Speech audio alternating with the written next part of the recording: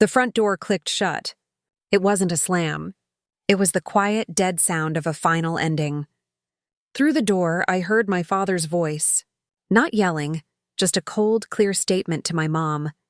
He knows not to come back until he's made something of himself. That phrase, something of himself, just echoed in the empty space where my heart was supposed to be. They had no idea I'd actually take them at their word. They had no idea that their definition of success would be the very thing that exposed them for who they really were. This is the story of how becoming famous didn't just change my life. It revealed my family's true colors to the world, and in doing so, it became the ultimate test. It wasn't just one big moment. It was more like 1,000 tiny cuts over 20 years. My family didn't just disagree with my dreams, they hated them. I was born into a family that worshipped predictability.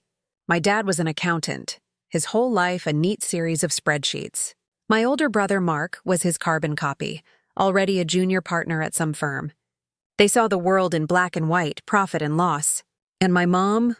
She once had artistic dreams of her own, but she'd traded her paintbrushes for a quiet suburban life and became the main enforcer of my dad's rigid rules.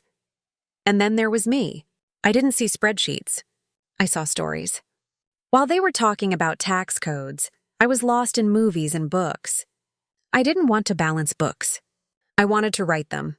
My dream, ever since I first picked up a camera, was to be a filmmaker. To them, this wasn't a career. It was a childish fantasy, a personal insult to the stable life they'd built. Their disapproval wasn't exactly a secret. It was served at every family dinner.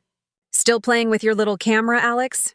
my dad would ask, and the way he said playing was just dripping with disappointment. Mark would chime in, "You know, they're hiring at the firm. Real jobs, with real benefits." Every conversation was just a reminder that I was a failure in their eyes. I felt like I was part of the family, but only on probation. My membership depended on me giving up my foolish dreams. The arguments got worse, more bitter.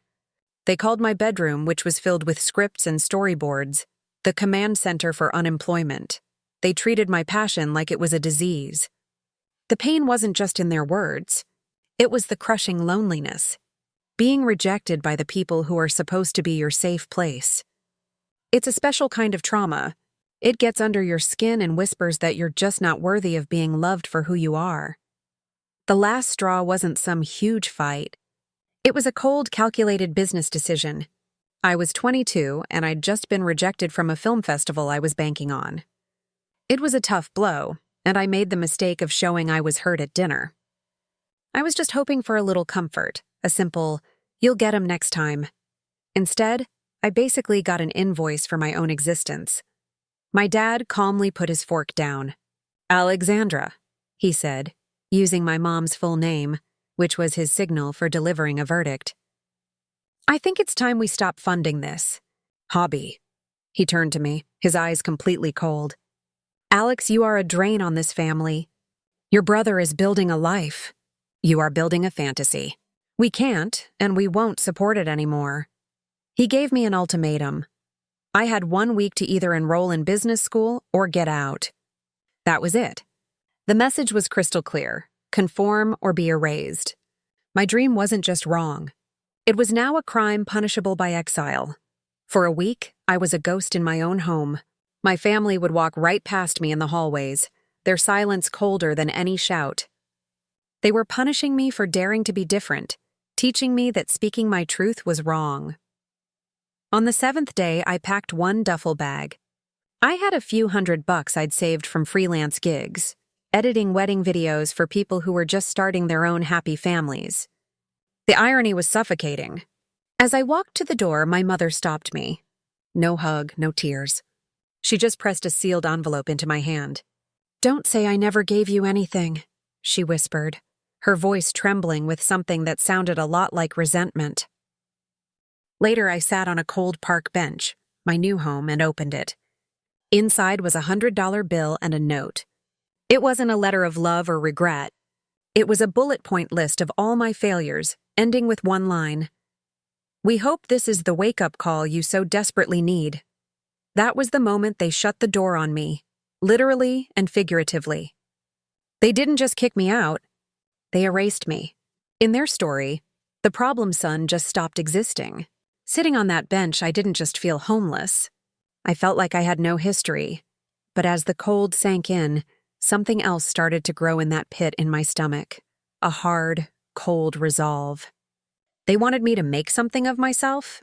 Fine, I would. I would build a life so loud and so successful they couldn't possibly ignore it. I would become famous. I would make a fortune. And I wouldn't do it for me. Not at first. I would do it just to see the look on their faces when they realized what they'd thrown away. This wasn't about survival anymore. It was a promise. It was a test. And I knew they were going to fail it. Spectacularly. Those first few weeks were brutal. My world shrank from a 4-bedroom house to a single duffel bag. I crashed on friends' couches, then in my beat-up car, and for one really low week, in a 24-hour laundromat, with the dryers humming me to sleep. That $100 from my mom? Gone in a few days, spent on gas station coffee and ramen. The weight of being abandoned was a physical thing. It felt heavy, making it hard to breathe. I was a ghost, invisible to everyone. This is what erasure feels like. It's not a clean break. Every time I saw a happy family on the street, it was like twisting the knife. I'd scroll social media and see pictures of my brother's engagement party, cousins' birthdays, things I wasn't even told were happening. I wasn't just homeless, I was a secret. But in that laundromat, something in me snapped. I realized my family had taken my past, but they couldn't take my future unless I let them. The next morning, I walked into a bank with maybe $40 to my name and opened a new account. When the teller asked what I wanted to name it, I said, "The Phoenix Fund." It was a small thing, but it was my first act of defiance. That account became my entire focus. Every dollar I made from waiting tables, stocking shelves, or taking soul-crushing freelance editing gigs went into that fund. I lived on a diet that would make a freshman cry, but watching that balance go up, dollar by dollar, was the only thing that kept me going. Once I had a few $100s, I made my first real investment in myself. I bought a used, more powerful computer and the latest editing software. I moved into the cheapest room I could find, a windowless box in a house with 4 strangers. To me, it was a palace. It was my studio, and then the real work began. The grind. I wanted to be a filmmaker, but I knew festivals and short films were a long shot. I needed another way in. I turned to YouTube. No gatekeepers, no studio execs. Just you and an audience. My first videos were awful. Truly unwatchable. The lighting was terrible, the sound was buzzy, and I looked like a hostage reading a script. I was making video essays about classic movies, a topic I loved but had no idea how to make interesting. The first 10 videos got maybe 50 views each, and most of them were me, obsessively checking the stats. The silence of the internet was almost as bad as the silence from my family. It would have been so easy to quit. Every day was a fight against that voice in my head, the one that sounded exactly like my father, telling me I was a failure, that I was proving them right. That's the tricky thing about that kind of rejection. It rewires your brain for self-doubt. But I had my promise. I had the Phoenix Fund, and I could still see their faces watching me walk out that door. That's what fueled me, so I didn't quit. I studied. I watched every YouTube tutorial I could find on lighting, sound, and storytelling. I broke down my favorite creators' videos, frame by frame, trying to figure out what made them work. I worked my restaurant job from 11 a.m. to 7 p.m., and I worked on my channel from 8 p.m. to 4 a.m. I slept for 4 hours a night. My social life disappeared. My world was my room, the restaurant, and my computer screen. I changed my content. Instead of just analyzing old movies, I started making short documentaries about weird, forgotten historical events. The first one was about the Great Molasses Flood of 1919. I spent 2 weeks researching and writing, recorded the voiceover in my closet with a blanket over my head, and edited it with old pictures. I uploaded it and went to my shift. When I got home 8 hours later, it had 1,000 views.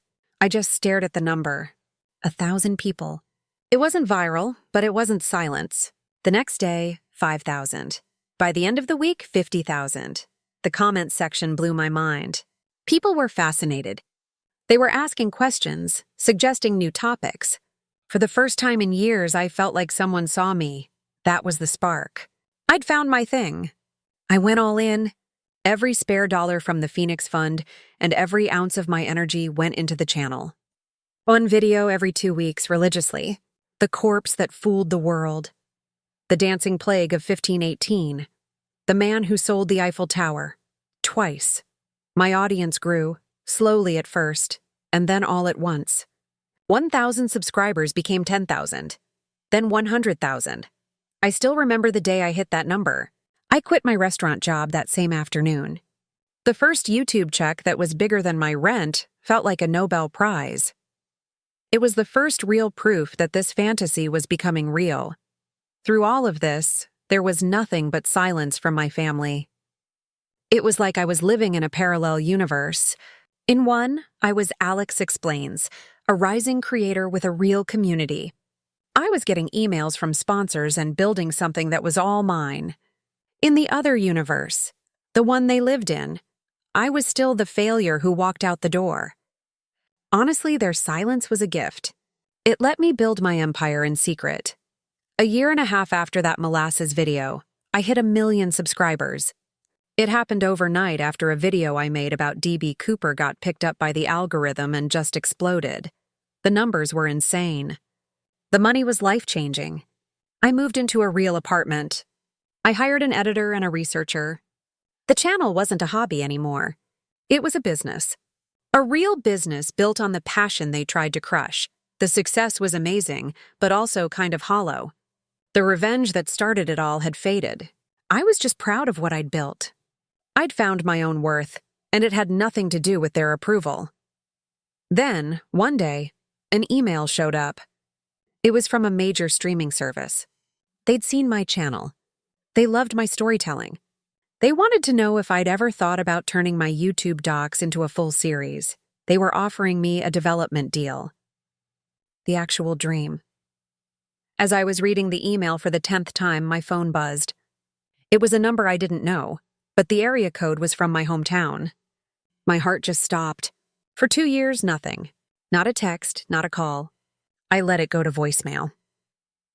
A minute later, the message popped up. It was my brother, Mark.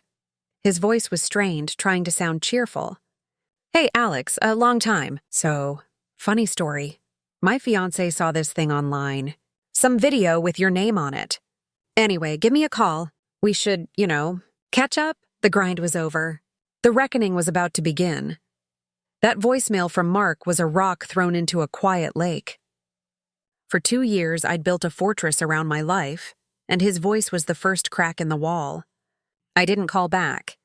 A small part of me, the kid on the park bench, felt a spike of fear, whispering that this could all be taken away. But I wasn't that 22-year-old anymore. I was the boss of my own life now. I had a team, a streaming deal, and more money in my business account than my dad made in 5 years. I had the power. I would decide how this reunion went down. A week later, another call. My mother. Her voice was the one that really got me. It was thick with this syrupy sweetness I'd never heard before. Alex, darling? It's your mother. We saw you on the computer. Your father and I, we are just so proud of you. We always knew you had it in you. We always knew. The hypocrisy was so shameless it was almost funny.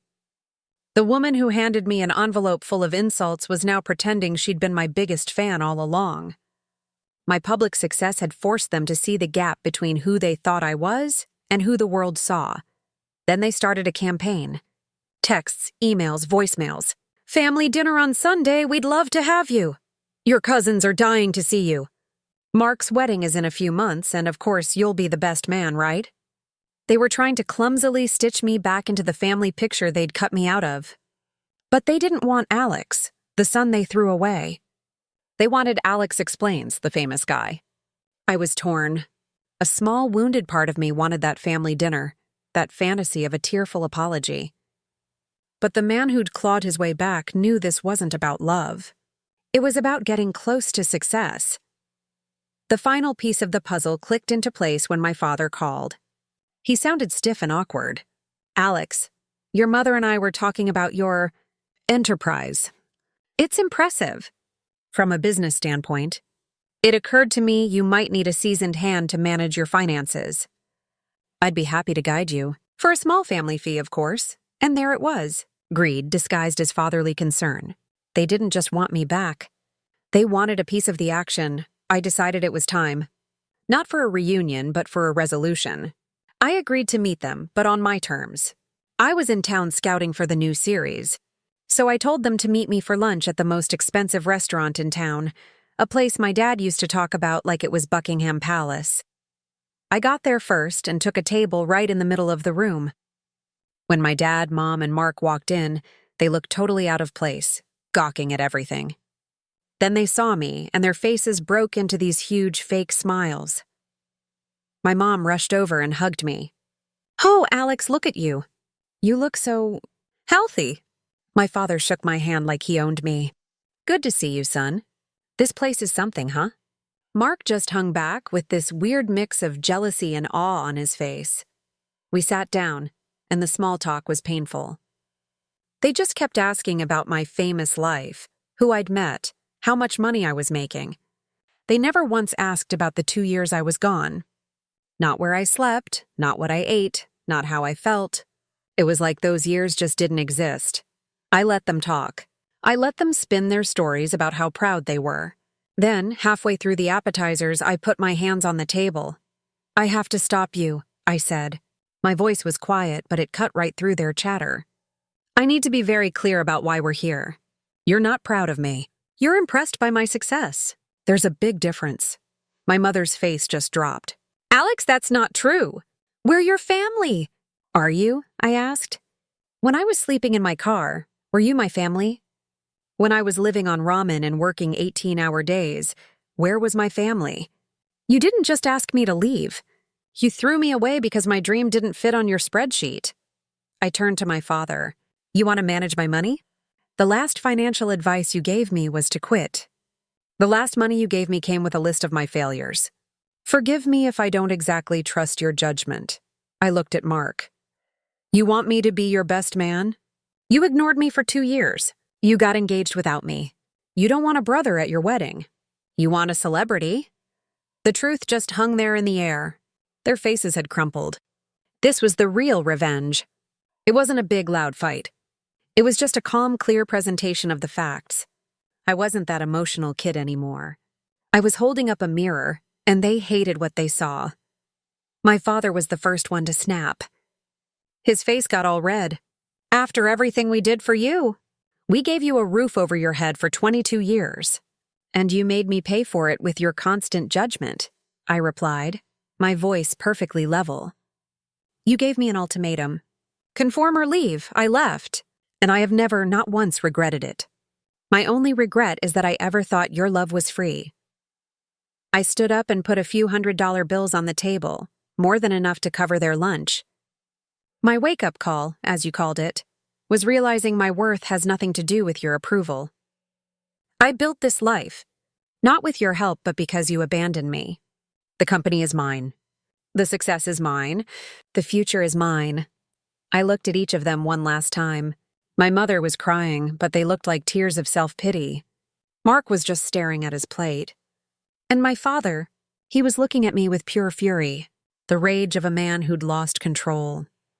"Enjoy your lunch," I said, and I turned around and walked out. I didn't look back. Walking out of that restaurant felt like the exact opposite of walking out of their house 2 years ago. This time I wasn't walking toward uncertainty. I was walking back to my life. My real life. The one I built with my own 2 hands. The ultimate revenge wasn't the confrontation in that restaurant. It wasn't the money or the fame. The ultimate revenge was the quiet, solid knowledge that I didn't need anything from them anymore. Their approval was like currency for a country I didn't live in anymore. Success isn't really a weapon you use against people who hurt you. It's a shield. It's the process of becoming the person you were always meant to be, for yourself. Fame didn't expose my character. It exposed theirs. And it proved that the most valuable thing you can make of yourself is a life that doesn't need anyone else's permission to exist. Real success is quiet. It's earned. And it speaks for itself. If you've ever been told your dreams were worthless, or if you've ever had to build a life no one else believed in, leave a comment below. This community right here is proof that you can find your people, even if the ones you started with got lost. You are not alone.